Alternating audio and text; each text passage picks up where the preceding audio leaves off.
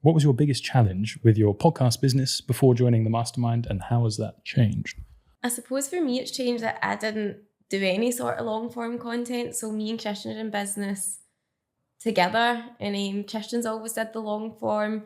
My content's always been short form, and a lot of what I do is more inside of the business. Like as we were saying earlier, he's kind of like the entrepreneur and I'm the entrepreneur.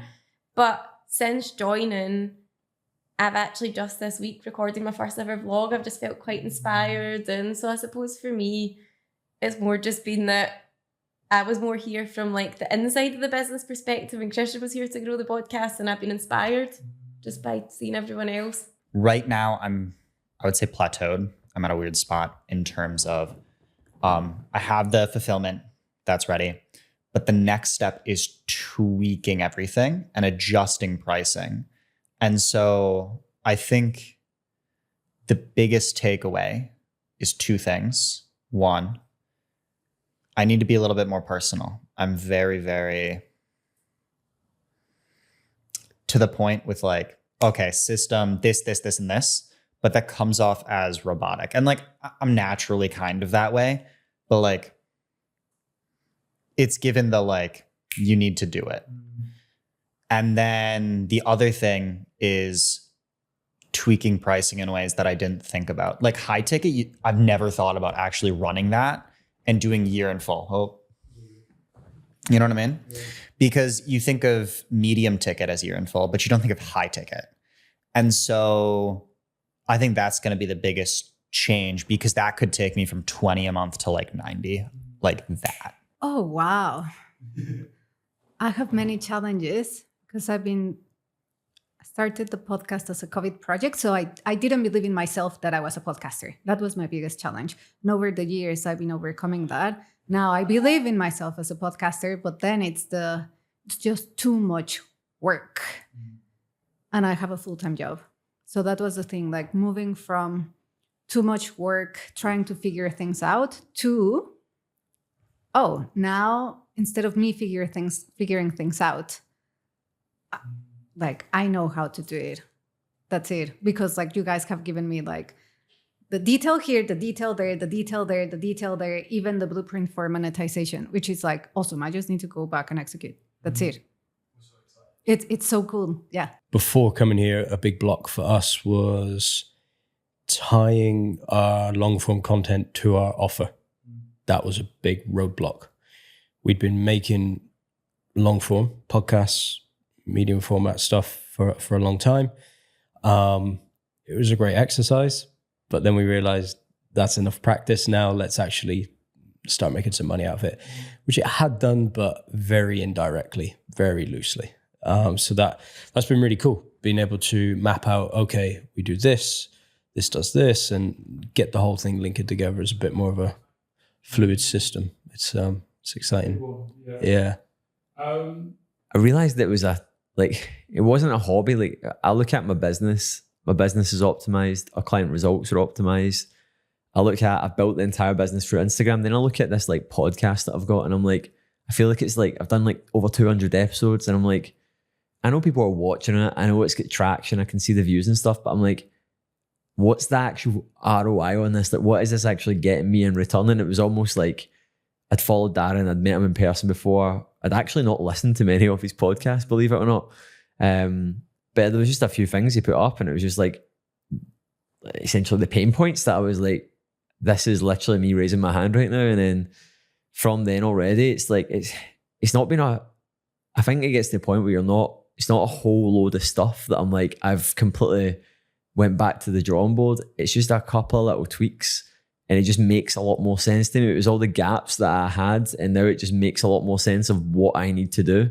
Still very much so, it's only been a month, but like, I'm like, right, I get that. Even from like the attention to detail that you just explaining about like why things are, like, I just think there was a lot of things that I didn't know why you done things the way, it was very intuitive, put it that way. It was totally like observing others, and you know, it wasn't bad, but it just wasn't systemized, and it wasn't clear, and it didn't have a real strategy behind it. And that was it. Could you like share maybe a specific breakthrough you've achieved in the Mastermind or since you've joined? what I've found most valuable has been day 2 of this, which has been the offer. I've got an existing podcast which has got a modest audience, but trying to monetize it is very different to trying to grow it, and to have sat down today and really looked at the different ways that we can extract cash from an audience and and build that value, but then get them to pay at all the different steps of the ladder has been something that for me is super valuable. I think for any podcast is super valuable, right? Because why do we do this? We want to get paid in some way, whether that's by selling a specific product, whether that's building value for a bigger picture, big ticket type thing. But unless we get the money, we're going to run out of money to keep making these podcasts. So that's been really beneficial. Yeah, sure. So Darren suggested a thing called a video recording your origins, an origin video. So we've all got about pages on our websites and so on, but this obviously went something way beyond. And then I thought, hey, it would be easier for me to buy from somebody that I knew a little bit more about. And in fact, quite often that's a hurdle for me for buying until I find out about that person from whichever means I have. And so, if you make one of these videos and stick it on there and it's truthful and honest, so it saves a lot of time. Quite a lot. Well, we've had our biggest month in sales since joining. And again, it was just like a couple of light bulb moments that we've had through like realising like Christian doing too much work in the back, not enough in the front, being a couple of degrees off with like content. For me, even like just coming to this today, like I was quite nervous to come along, and then being here, I'm like, I don't know what I was worried about. Like everyone's so nice. We've been totally blown away with just like the full service that you guys have delivered. Like I remember when you actually had the call with Christian, and I was sitting through in the room next door, and Christian came to get his card, and you'd said the price, and I was going, is that it? And Christian was going, shh. But we were expecting to pay a lot more to get a lot lesser service. So we've come in, and you guys have definitely over-delivered, and we paid a lot less than what we were expecting to pay as well. So we've just been totally blown away by everything, just how nice you guys have been, how welcoming, how helpful. It's been amazing. Probably being more personal. Yeah. Because I made one LinkedIn post about it before, and I'm just like curled back up, and it needs to fucking happen. So consistently getting that out. Yeah, like doing more personable stuff. Because like I said, I'm very like to the point, very formulaic, very system oriented. And so I don't want to share the story as much. Like that just doesn't feel natural. And so it's that like the shove over the edge, get it done. Yeah, I think the weekend was absolutely incredible. I think I got exactly what I wanted to get out of this weekend. And it's kind of amazing that I just get this for being part of the incubator, right? And I think the incubator itself has already delivered so much value to me in such a short period of time that you guys completely blew my mind. And like when I say this, I actually mean it. So I don't give this kind of testimonials to anyone. But I clearly remember the discussion that what my girlfriend and I had at the end of last year. And I told her about, hey, like I have this program, like I'm thinking, like, should I buy it? Shouldn't I buy it? It's, $3,000, whatever. And then like, okay, I'm going to test it out a couple of weeks in. I messaged Darren, dude, I have nothing to think about. So yeah, I just paid for the entire year, and the knowledge that I gained, the connections that I have made, and just, even just the sense of community that I feel here, I think this is exactly what every entrepreneur is looking for at some part in their journey, especially when they are in the lonely phase, right? And that I'm going through a transition myself as well. I started from somewhere, very different space, very different industry, and I just felt a calling to build something completely different. So there is an identity shift, what's happening there. And as you are on that journey, through that transformation, there is this lonely chapter that you no longer fit into the group where you came from, but you don't fit into the future group that you are going to be a part of, and you feel kind of lost at times. This solved it for me. I believed that I needed to have a large audience / big download numbers, core numbers before I could monetize. Now I'm like, yeah, I'm an authority figure in the industry. I don't need like thousands and thousands of downloads. It's my niche, and then it's just creating the right offer behind the podcast. That's it. Done. And it's not just the theory, but it's more of I have the exact steps on how to do it. So that's cool. You have the confidence and the steps. And the confidence. Yes. And the confidence. Sometimes, and I think it's all linked because like yesterday we went for the workout and I was like, oh, cool, I feel good. This morning we went for the breath work, and the intention setting in the breath work was all about like me feeling confident selling. Like at the end, I was like, I've got everything, like the physical, the mental, the blueprint. It was cool. It was good. Yeah, there have been. So a few things. Yesterday was powerful, particularly like some of the stuff you were saying around the identity of what it takes to do stuff like this, and sometimes leaving your emotion out of things and being like, there are certain things that just need to be done.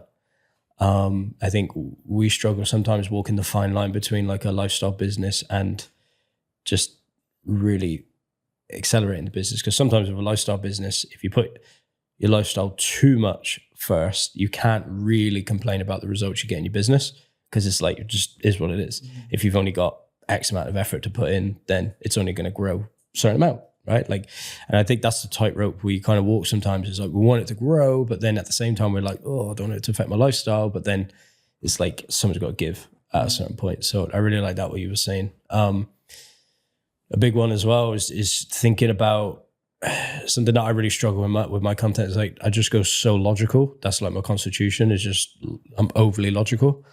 And something that you said yesterday about when the prospect actually looks at this piece of content, do they feel like the version of themselves that they want to be? And I think that's a no in my content, because I just don't make that clear enough. I'm so focused. I'm relying on perspective shifts and like aha moments when I think it's too hard to let that be the thing to convert people, because who knows if that's even going to happen, you know? So yeah, those were two big realizations. And then just looking at like model of how things fit together, like that's been fascinating today, looking at offers, how flexible offers can be. I think we've been we're quite rigid on our offer, but it's interesting to see how flexible it can be. And then even just like Darren was doing some really cool stuff, like flipping people's kind of business inside out. Like some people think their problem's up here. He's like, hey, why don't we just turn that thing inside out? And now it's not the problem anymore, you know? So that was really cool. That's put some ideas into our heads. And I think it's the thought of like, what got us to here won't get us to there, you know? And it's like really solidifying that, because it's easy to understand that as a theory, but then it's like, yeah, okay, what got us to this part of our business requires new actions, and new actions will lead to the new outcomes. We need to do the inputs, basically, which requires like an identity shift for me, right? As the leader of the business, it's like, okay, well, if I don't change this, nothing's going to change. So like that's been big for me. And then just seeing people operating at a whole different level, you know, I think that's been intriguing as well. All of the systems, all of the processes, like with Darren having a chart for pretty much everything. It's like, fucking hell, there's a chart for everything. So yeah. And it's detailed, each one as well. Detailed, yeah. I was like, whoa, like that's a lot of stuff. But it all makes sense and all plugs in to where it's supposed to. Going back to actually just selling, going back to just like really, really like, I remember there was like a pivotal point for me in like 2021 when I joined a mentorship for the first time, and it opened my eyes up to like what it was like to actually run a business. And that has been my life. Like for the last 8 years, it's been my life, but I've definitely fell victim to it's not doing it at the intensity required for me to go to the next level. That's it. Like it's let's say, for example, I'm doing all the right things, I'm turning up, but I am only operating at 50% of what it actually takes to take things to the next level. And I've been doing that for a period of time, so much so that like there was limiting beliefs built around that about where we could take our company, what we could do, and actually just getting back into a room with other people and feeling like the little fish in the big pond and realizing that I'm actually A, not playing as hard as I think I'm playing, and B, not thinking big enough with what I'm doing. That is it. That, like, you actually said, I can't remember if it was to yourself or Darren, like, I've not actually, if you go and look at the modules and all that stuff, like, again, I'm not reinventing the wheel here. I'm not trying to rip. I'm actually rebuilding things, but it's the couple of degrees. It's just been like the way I've been thinking about it. Like, what's going to take our business from like 15K a month revenue to like 50K a month revenue. The way that I am thinking, the way that I am acting. It's not that I'm doing anything. I'm deliberately doing things that are terrible. It's just I am not thinking in alignment to get to that point, and now I am, and that's it. What's something valuable you've perhaps learned on the Mastermind that other podcasters should know about? There's been so many different things that we've learned, even in such a short space of time. But I think for me, one thing that's really stuck in my mind is the origin story. And I think for me personally, my whole business model really revolves around my origin story, and the fact that people buy into me because of that. And I've probably... I've told it many times in different ways and maybe little short snippets here and there. But that whole concept of having almost like a VSL, like a 45-minute video of diving deep, those 4 to 6 key points that, Darren talked about of getting them out there. That's something that I'm going to be recording as soon as I get home. Okay. Well, on the this is something that comes to me quite naturally, but as far as other podcasters are concerned, is very often it's easy to sell something, but it ain't so easy to deliver. Okay. And certainly what I found talking to other people who use podcasts and other social media for selling is quite often they have not actually thought about what their product is or what their delivery is. And Darren was very specific on that a lot of the business side of your business goes into knowing exactly how you're going to deliver and what is it that you're going to deliver. And also walking away from a bad client. I mean, that is so often a tough decision, but the very best decision that you can make. It's tough, particularly when you're starting off in business, but it's like after you've been in business for a few years, you know and understand the wisdom of it. So, and you wish that even when times were tough, you wish there were some clients you hadn't accepted. Red flags. Yeah, absolutely. I mean, a lot of podcasters and startups are in desperate situations, and so they'll just say any client. But if you have the inner gumption to just hold on a little bit, the clients will come. I think it was something that you said yesterday when you said about removing your identity from your content. That really stood out to me, because something that I've always, like, my whole life struggled with is self-worth. And I think for me, I was still probably putting too much of how many likes does it get rather than actually thinking what's the messaging it's delivering, who's seeing it, what's it actually doing for the business. I still had it probably pinned a lot to my identity. And when you said that, I was like, that totally makes sense. Like, that was a massive light bulb moment. I don't even think it's a strategy. It's just play with it.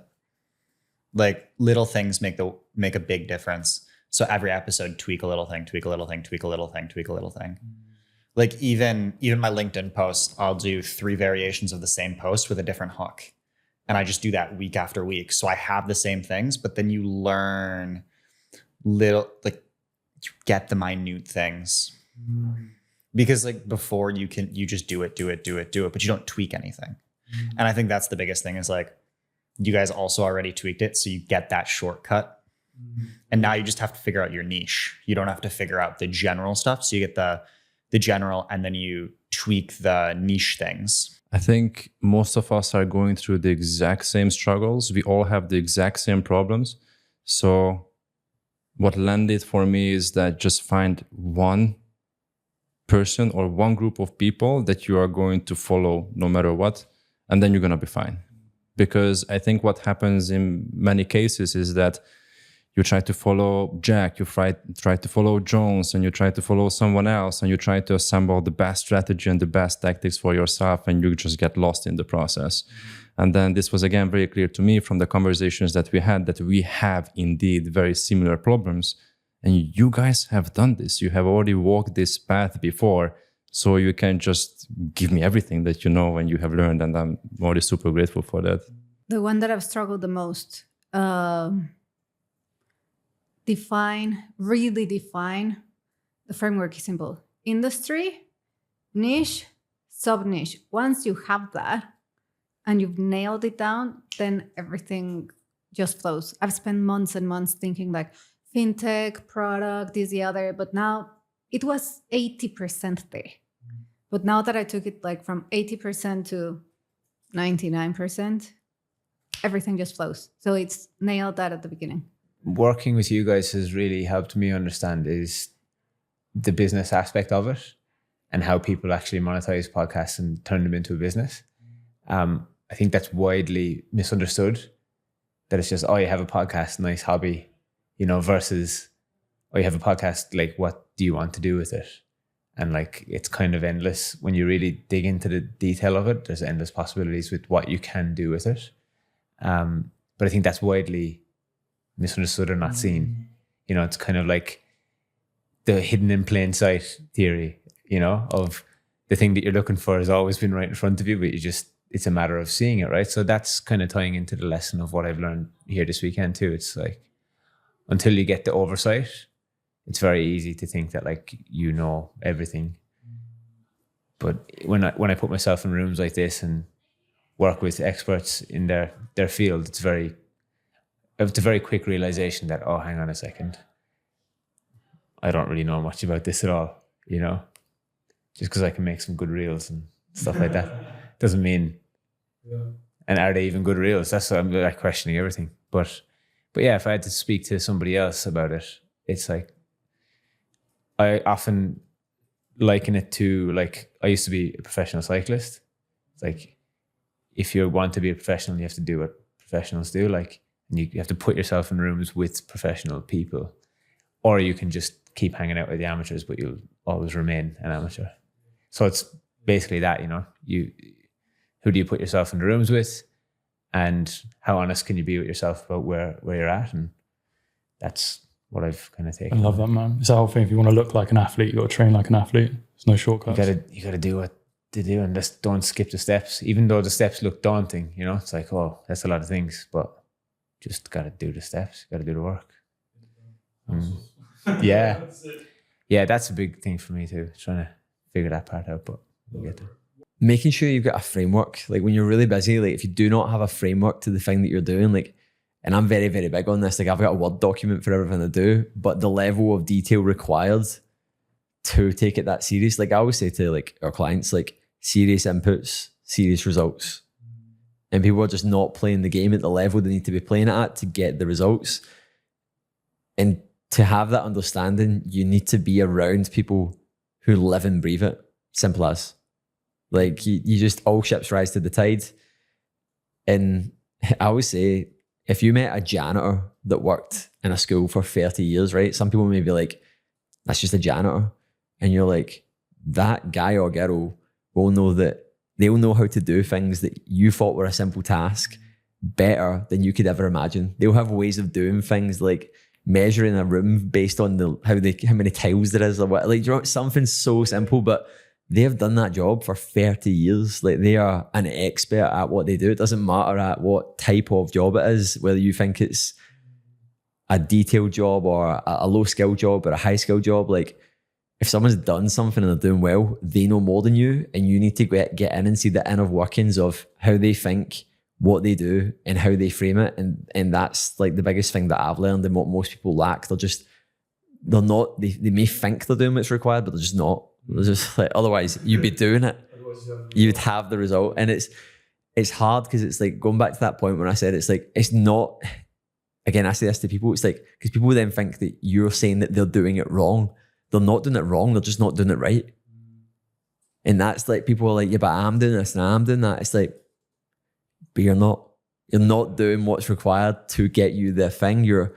You're missing this, you're missing that, you're looking at this wrong, you're articulating that the wrong way. And as a direct result of that, you're not getting the result that you want. Simple. And it's the difference between when someone says, I know I can always do better, right? There's a difference between knowing that you can do better and just leaving money on the table.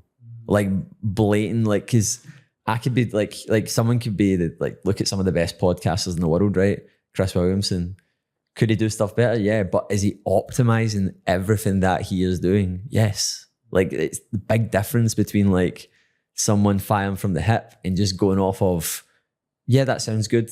That feels good. Like, that's not good enough to go to the next point. And that's the thing with like podcasts, like, because if you're a good speaker, you have a good conversation that you take a lot from, you get this warm, fuzzy feeling in your belly that's enough. Because you don't get it the same as short form content. Like, you don't bang out a video and go, that was amazing. You're overly critical on yourself, but you have this really compelling conversation with someone that is amazing, rightly so.